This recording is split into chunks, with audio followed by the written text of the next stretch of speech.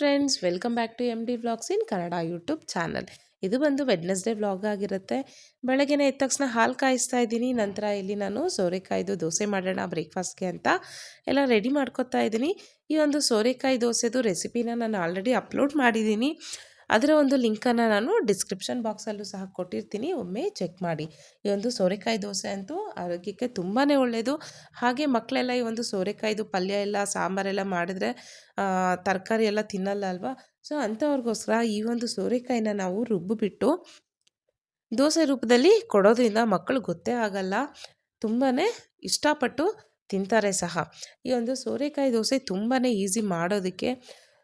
ಇದಕ್ಕೆ ಮೇನ್ ಬೇಕಾಗಿರುವಂಥದ್ದು ರವೆ. ಇಲ್ಲಿ ಯಾವುದೇ ರೀತಿಯಾದಂಥ ಅಕ್ಕಿನಾಗಲಿ ಉದ್ದಿನಬೇಳೆ ಆಗಲಿ ಮೊದಲೇ ನೆನೆಸಿಟ್ಟು ರುಬ್ಬಿ ಮಾಡುವಂಥ ಒಂದು ಕೆಲಸ ಇಲ್ಲ. ಇನ್ಸ್ಟೆಂಟಾಗಿ ನಾವು ರವೆನ ಯೂಸ್ ಮಾಡಿಕೊಂಡು ಬೇಗನೆ ಮಾಡ್ಕೋಬೋದು. ರುಚಿಯಂತೂ ತುಂಬಾ ಚೆನ್ನಾಗಿ ಬರುತ್ತೆ. ಮಕ್ಕಳು ಸಹ ತುಂಬಾ ಇಷ್ಟಪಟ್ಟು ಪದೇ ಪದೇ ಕೇಳ್ತಾರೆ ಈ ದೋಸೆನ ಮಾಡಿಕೊಡಿ ಅಂತ. ಸೊ ನೀವು ನಿಮ್ಮ ಮಕ್ಕಳಿಗೆ ಈ ಒಂದು ರೆಸಿಪಿನ ಮಾಡಿಕೊಡೋದ್ರಿಂದ ಅವ್ರಿಗೂ ಸಹ ಇಷ್ಟಪಟ್ಟು ತಿಂತಾರೆ. ಹಾಗೆ ನಮ್ಮ ಟೈಮು ಸಹ ಸೇವ್ ಆಗುತ್ತೆ. ನಂತರ ನಾನಿಲ್ಲಿ ಇಲ್ಲಿ ನೋಡ್ಬೋದು, ಡ್ರಾಯಿಂಗ್ ಹಾಕ್ಕೊಂಡು ಕೂತಿದ್ದಾನೆ. ಸ್ನಾನ ಎಲ್ಲ ಮಾಡಿಬಿಟ್ಟು ಅವ್ರ ಟೀಚರ್ಗೆ ಒಂದು ಡ್ರಾಯಿಂಗ್ ಕೊಡಬೇಕು ಅಂತ ಹೇಳಿಬಿಟ್ಟು ಕೂತ್ಕೊಂಡು ಡ್ರಾಯಿಂಗ್ ಮಾಡ್ತಾ ಇದ್ದಾನೆ. ಸೊ ಅವ್ನು ಎಷ್ಟು ನೀಟಾಗಿ ಹಾಕ್ತಾ ಇರೋದು ನೋಡಿ ನನಗೆ ಶಾಕ್ ಆಯಿತು. ಯಾಕಂದರೆ ಅಷ್ಟು ಬೇಗ ಅವ್ನು ಎಷ್ಟು ಚೆನ್ನಾಗಿ ಒಂದು ಮಗ್ಗು ಥರ ಅಂದರೆ ಕೋಪ್ ಥರ ಬರೆದುಬಿಟ್ಟು ಅದಕ್ಕೆ ಈ ಥರ ಕಣ್ಣೆಲ್ಲ ಇಟ್ಟು ಸ್ಮೈಲಿ ಎಲ್ಲ ಬರೆದಿದ್ದಾನೆ. ತುಂಬ ಚೆನ್ನಾಗಿತ್ತು. ನಂತರ ಕಲರಿಂಗ್ ಎಲ್ಲ ಮಾಡ್ಕೊಂಬಂದು ನಾನು ಸ್ಕೂಲ್ಗೆ ಹೊರಡ್ತಾ ಇದ್ದೆ, ಟೈಮ್ ಆಗಿತ್ತು ಅಂತ ತಗೊಂಬಂದು ತೋರಿಸ್ತಾ ಇದ್ದಾನೆ. ಅಮ್ಮ ಹೇಗಿದೆ, ನಮ್ಮ ಟೀಚರ್ ಕೊಡಬೇಕು ಅಂತ. ತುಂಬಾ ಚೆನ್ನಾಗಿ ಮಾಡಿದ್ದ. ನಂತರ ಅವನ ಕೊಟ್ಟಿರುವಂಥ ಒಂದು ಡ್ರಾಯಿಂಗ್ನ ಅವರು ನೋಟಿಸ್ ಬೋರ್ಡಲ್ಲಿ ಹಾಕಿದ್ರಂತೆ.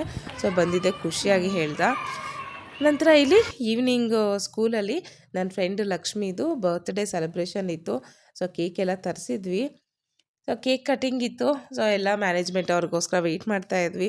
ಸೊ ತುಂಬಾ ಫ್ರೆಂಡ್ಲಿಯಾಗಿ ಇರ್ತಾರೆ ಎಲ್ಲ ಟೀಚರ್ಸು, ಹಾಗೆ ಮ್ಯಾನೇಜ್ಮೆಂಟು ಅಷ್ಟೇ ತುಂಬಾ ಚೆನ್ನಾಗಿದೆ ಮ್ಯಾನೇಜ್ಮೆಂಟು.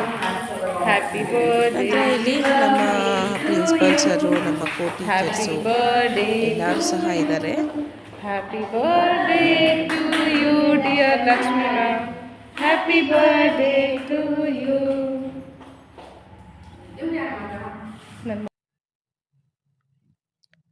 ಇಲ್ಲಿ ಪ್ರತಿಯೊಬ್ಬರ ಟೀಚರ್ಸ್ದು ಬರ್ತ್ಡೇಸ್ ಎಲ್ಲ ಕಲೆಕ್ಟ್ ಮಾಡ್ಕೊಂಬಿಟ್ಟು ಸೊ ಅವ್ರ ಬರ್ತ್ಡೇಸ್ಗೆ ಈ ಥರ ಕೇಕ್ ತರಿಸಿ ಒಂದು ಸ್ಮಾಲ್ ಗಿಫ್ಟೆಲ್ಲ ಸಹ ಕೊಡ್ತೀವಿ. ತುಂಬಾ ಖುಷಿ ಆಗುತ್ತೆ ಅಲ್ವಾ ಈ ಥರ ಎಲ್ಲ ಸೆಲೆಬ್ರೇಷನ್ ಮಾಡ್ಕೊಳೋದೆಲ್ಲನೂ. ಸೊ ಇವರು ಬಂದ್ಬಿಟ್ಟು ನಮ್ಮ ಪ್ರಿನ್ಸಿಪಲ್ ಸರು, ತುಂಬಾ ಒಳ್ಳೆಯವರು, ತುಂಬಾ ಸಪೋರ್ಟಿವು.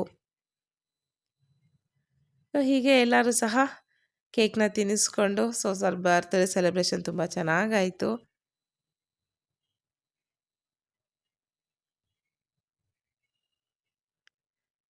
ಇವರು ಬಂದು ನಮ್ಮ ಅಡ್ಮಿನಿಸ್ಟ್ರೇಟಿವ್ ಡಿಪಾರ್ಟ್ಮೆಂಟಲ್ಲಿರೋರು, ಶೀಲಾ ಅಂತ ಹೇಳಿಬಿಟ್ಟು.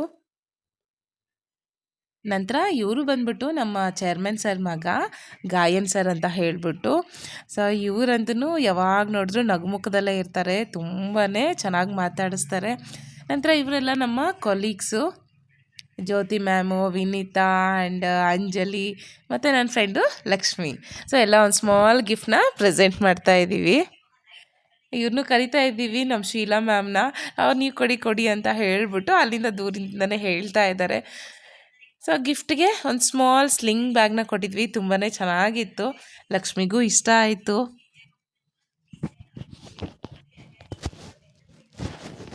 ಎಲ್ಲ ಮುಗಿಸ್ಕೊಂಡು ನಾವು ಬರ್ತ್ಡೇ ಸೆಲೆಬ್ರೇಷನ್ ಎಲ್ಲ ಮುಗಿಸ್ಕೊಂಡು ಮನೆಗೆ ಹೋಗೋ ಅಷ್ಟೊತ್ತಿಗೆ 4:30 ಮೇಲೇ ಆಗೋಯಿತು. ಮೂರೂ ನನ್ನ ಜೊತೆ ಬಂದಿದ್ದ, ಯಾಕಂದರೆ ಮನೆಯಲ್ಲೇ ಅತ್ತೆಯವರು ಇರಲಿಲ್ಲಲ್ವ.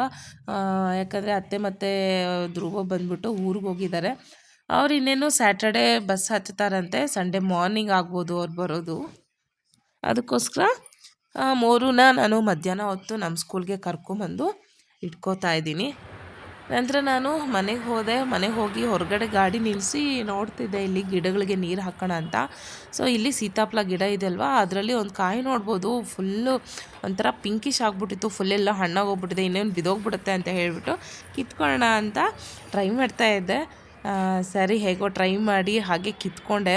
ತುಂಬಾ ಚೆನ್ನಾಗಿದೆ, ನೋಡ್ಬೋದು ಕಲರ್ ಇಲ್ಲಿ ಹೇಗಿದೆ ಅಂತ, ಒಂಥರ ಪಿಂಕಿಶ್ ಒಳಗಡೆ ಎಲ್ಲ ಹಣ್ಣಾಗಿದೆ ಅಂದ್ಕೊಂಡೆ, ಬಟ್ ಮುಟ್ಟಿದ್ರೆ ಫುಲ್ ಗಟ್ಟಿ ಇತ್ತು. ಸರಿ ಇದನ್ನು ಹಾಗೆ ಇಡೋಣ, ಅಕ್ಕಿ ಡಬ್ಬದಲ್ಲಿ ಹಾಕ್ಬಿಟ್ಟು ಅಥವಾ ಪೇಪರಲ್ಲಿ ಸುತ್ತಿಟ್ರೆ ಹಣ್ಣಾಗ್ಬೋದು ಅಂತ ಹಾಗೆ ಇಟ್ಟಿದ್ದೀನಿ. ನೋಡೋಣ ಎಷ್ಟು ದಿನಕ್ಕೆ ಹಣ್ಣಾಗುತ್ತೆ ಅಂತ ಗೊತ್ತಿಲ್ಲ. ನಂತರ ಅಲ್ಲೇ ಕೆಲವೊಂದು ಹಣ್ಣು ಕೀಳೋಣ ಅಂದ್ಕೊಂಡೆ, ಬಟ್ ಅದು ನನ್ನ ಕೈಗೆ ಎಟಕಲಿಲ್ಲ. ಸರಿ ಅಂತ ಸ್ವಲ್ಪ ಫ್ರೆಶ್ ಅಪ್ ಆಗಿಬಿಟ್ಟು ನಂತರ ಸ್ವಲ್ಪ ಟೀ ಕಾಫಿ ಎಲ್ಲ ಕುಡಿದು ರೆಸ್ಟ್ ಮಾಡಿ ನಂತರ ನಮ್ಮ ಪತ್ತುನ ವಾಕಿಂಗ್ ಕರ್ಕೊಂಡು ಹೋಗ್ತಾ ಇದ್ದೀನಿ ಹೊರಗಡೆ. ವಾಕಿಂಗ್ ಎಲ್ಲ ಮುಗಿಸ್ಕೊಂಡು ಮನೆಗೆ ಹೊರಡುವಾಗ ಇನ್ನೊಂದು ಪಗ್ಮರಿ ಕಾಣಿಸ್ತು. ಇದನ್ನು ನಾನು ಫಸ್ಟ್ ಟೈಮ್ ಈ ರೋಡಲ್ಲಿ ನೋಡಿದ್ದು. ಅವರೂ ಹೊಸದಾಗಿ ಮನೆಗೆ ಬಂದ್ರಂತೆ. ಅಲ್ಲಿ ಒಂದು 10 ನಿಮಿಷ ಮಾತಾಡ್ಕೊಂಡಿದ್ದು ಬಂದ್ವಿ. ಅವರು ಪತ್ತುಗೆ ಏನು ಊಟ ಕೊಡ್ತೀರಾ, ಏನು ಡಯಟ್ ಫಾಲೋ ಮಾಡ್ತೀರಾ ಅಂತೆಲ್ಲ ಕೇಳಿಕೊಂಡು ನಿಂತಿದ್ರು. ಸರಿ ನಾನು ಎಲ್ಲ ಹೇಳ್ಬಿಟ್ಟು ಒಂದು 10-15 ನಿಮಿಷ ಅಲ್ಲೇ ಇದ್ದೆ ಮಾತಾಡಿಕೊಂಡು. ನಂತರ ಮನೆಗೆ ಬಂದ್ವಿ. ಮನೆಗೆ ಬಂದ ತಕ್ಷಣ ಇಲ್ಲೊಂದು ಕ್ಯಾರೆಟ್ ಹಿಡ್ಕೊಂಡ್ಬಿಟ್ಟು ಪತ್ತುನ ಆಟ ಆಡಿಸ್ತಾ ಇದ್ದಾನೆ. ನಂತರ ನಾನು ಅಡುಗೆ ಮನೆ ಎಲ್ಲ ಕ್ಲೀನ್ ಮಾಡಿಬಿಟ್ಟು ಬೇಗ ನಾನು ಮಲ್ಕೊಳ್ಳೋಣ ಅಂತ ಹೊರಟೆ. ಇಲ್ಲಿಗೆ ಈ ಒಂದು ವ್ಲಾಗನ್ನು ನಾನು ಎಂಡ್ ಮಾಡ್ತಾ ಇದ್ದೀನಿ. ಈ ಒಂದು ವಿಡಿಯೋ ನಿಮಗೆ ಇಷ್ಟ ಆಗಿದ್ದಲ್ಲಿ ದಯವಿಟ್ಟು ಲೈಕ್ ಮಾಡಿ, ಶೇರ್ ಮಾಡಿ, ಹಾಗೆ ಸಬ್ಸ್ಕ್ರೈಬ್ ಮಾಡಿ. ಬಾಯ್.